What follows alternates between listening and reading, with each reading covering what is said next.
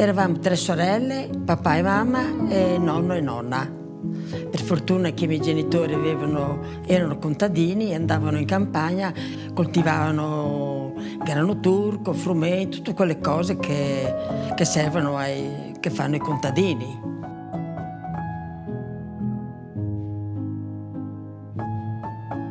Eravamo in 4, 2 sorelle, 2 figlie e i genitori e basta. Mia mamma era a casa e mio papà lavorava nel stabilimento Coricama. Sono venuta giù che c'era la miseria in giro.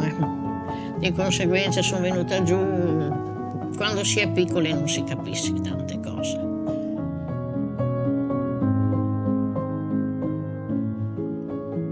Io sono Rita Venier. Chiamo Mara Scarabello e sono andata in Finlandia a 14 anni. E ho cominciato a lavorare a 14 anni.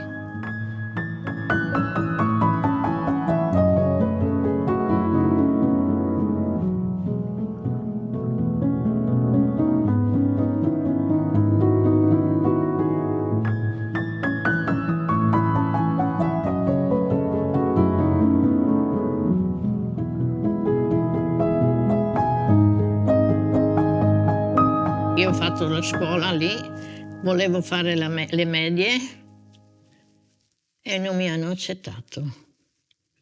Ero troppo indietro con la lingua.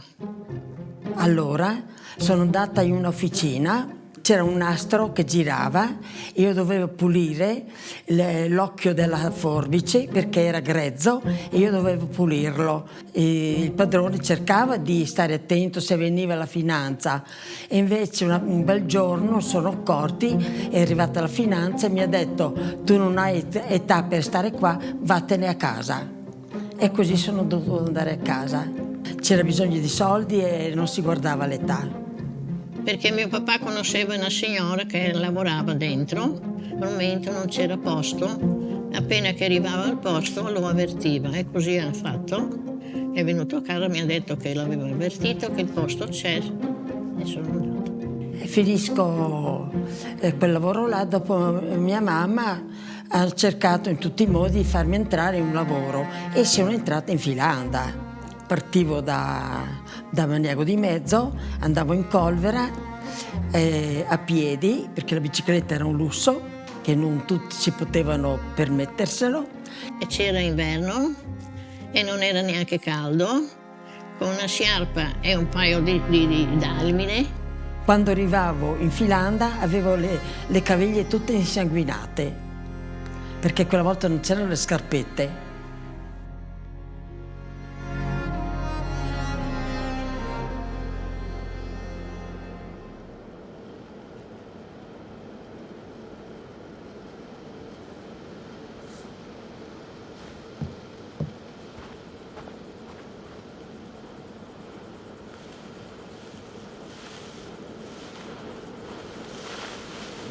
La Finlandia era un stanzone lungo, guarda, non so neanche quanto, lunghissimo. E parte per parte c'erano queste bacinelle piene di acqua.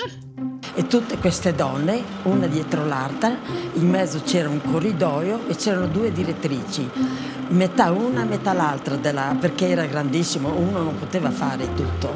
Io non so, io 600-700 donne, penso.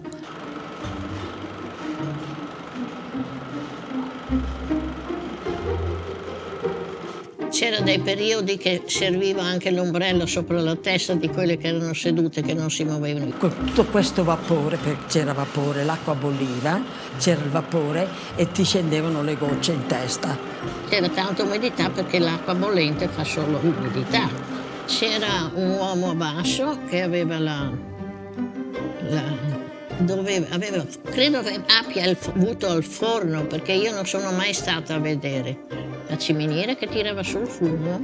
Prima che il bozzolo potesse essere lavorato bisognava bruciare, diciamo, il bacco da seta che era dentro, perché aveva fatto il bozzolo, prima lo mettevano in un forno per farlo morire, perché sennò non si poteva lavorare finché era vivo e lui usciva dal bozzolo, di conseguenza questo non doveva succedere.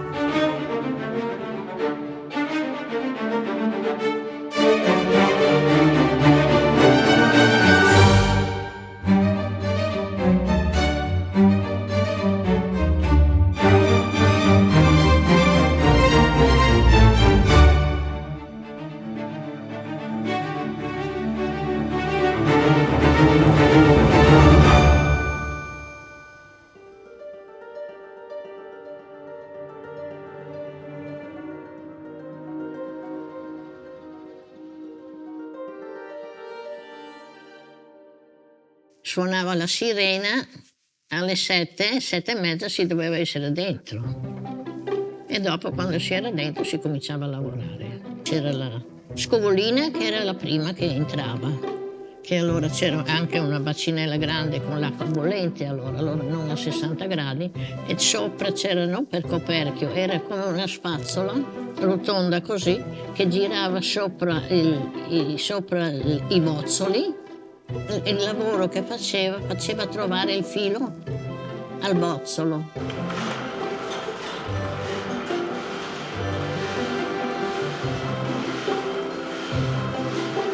Ed era un filo finissimo e doveva mettere quello meno, quello più buono, quello meno buono, quello più consumato, perché doveva andare su e fare sempre la stessa gradazione del filo.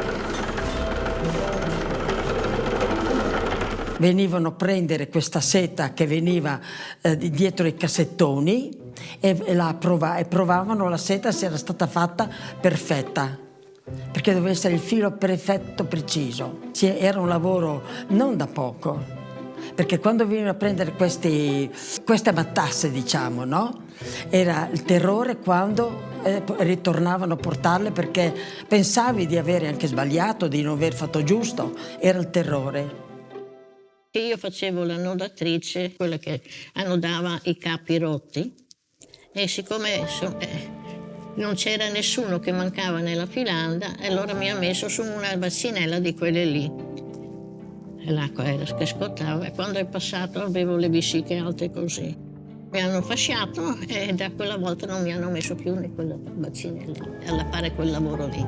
Facevo la nodatrice, che non era proprio da fare niente nell'acqua.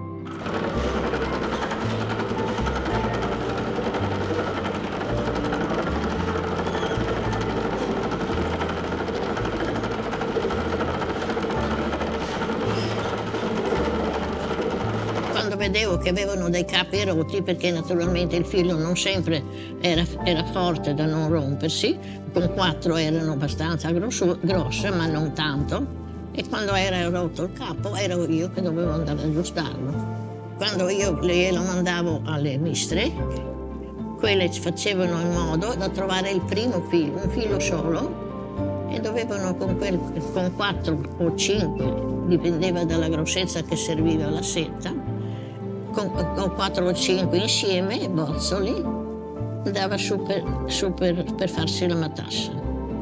Però è un lavoro di sacrificio anche, perché con le mani le avevo sempre in carne viva, perché era l'acqua bollente, il terrore quando veniva la direttrice che ti dicesse qualcosa che non hai fatto bene. C'era sempre quell'ansia, quell'angoscia che andavi avanti col pensiero sempre non di licenziarti, ma di prendere anche multe, che poi non lo sapevo se le prendevo o no.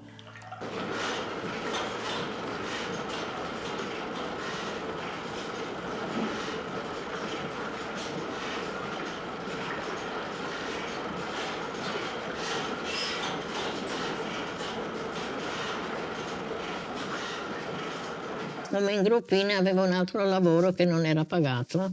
Dovevo pulire tutto quello che era sporco per terra, perché non so da dove veniva, ma ogni sera serviva la scopa. Perché tra l'altro quelle persone che erano accanto a me, che c'erano una dietro l'altra, non potevi neanche parlare, perché guai se ti vedevano parlare. Solo lavorare e non sbagliare. Sì, andavo su e giù da queste vasche a aggiustare i capi che rompevano le mistre.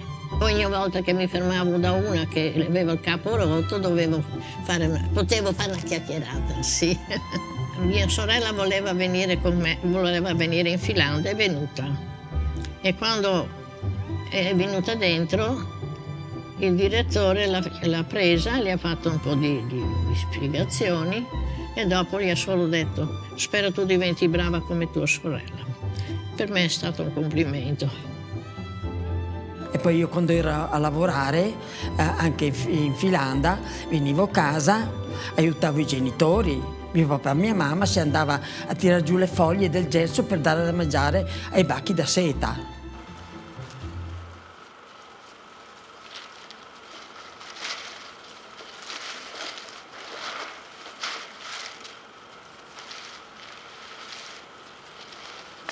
Allora faceva il letto col gelso, con le foglie del gelso.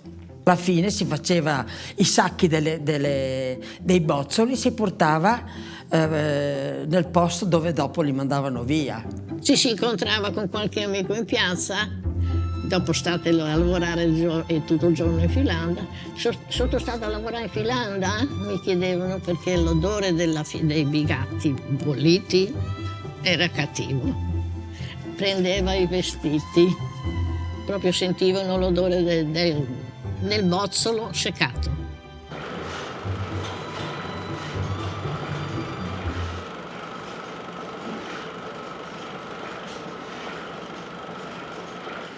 E io sono stata contenta perché quando venivo a casa con la busta da paga io non l'ho mai aperta. L'ho data sempre a mia mamma, non sapevo neanche cosa prendevo perché mi interessava dare i soldi a mia mamma. Non sapevo proprio, mai aperto la busta a paga. Tutta contenta sono arrivata a casa, ma mia mamma non era contenta, erano troppo pochi. Non mi interessava tanto la paga perché davo da busta alla mamma e finita là.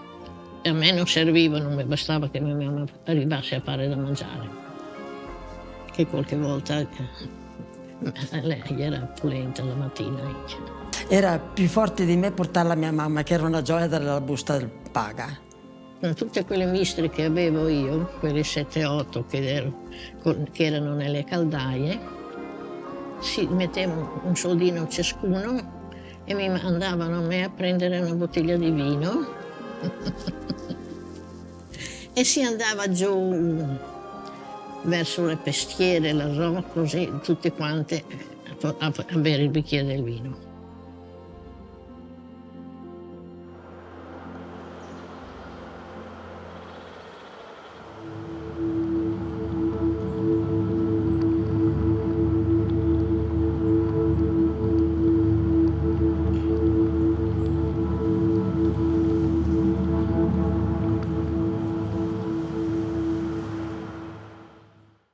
Tutte le filande che erano nei nostri paesi sono state chiuse perché sono arrivati il nylon, tutte quelle fibre sintetiche che erano meno costose.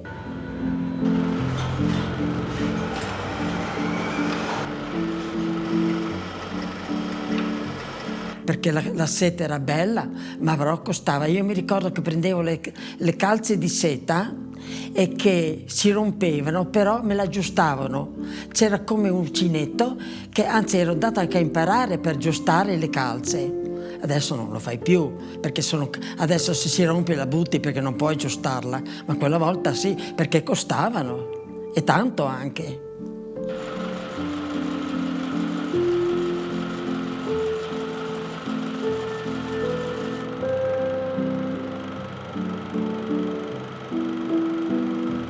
Sono stata a quell'età lì e ho finito per andare in Olanda sui 17-18 anni.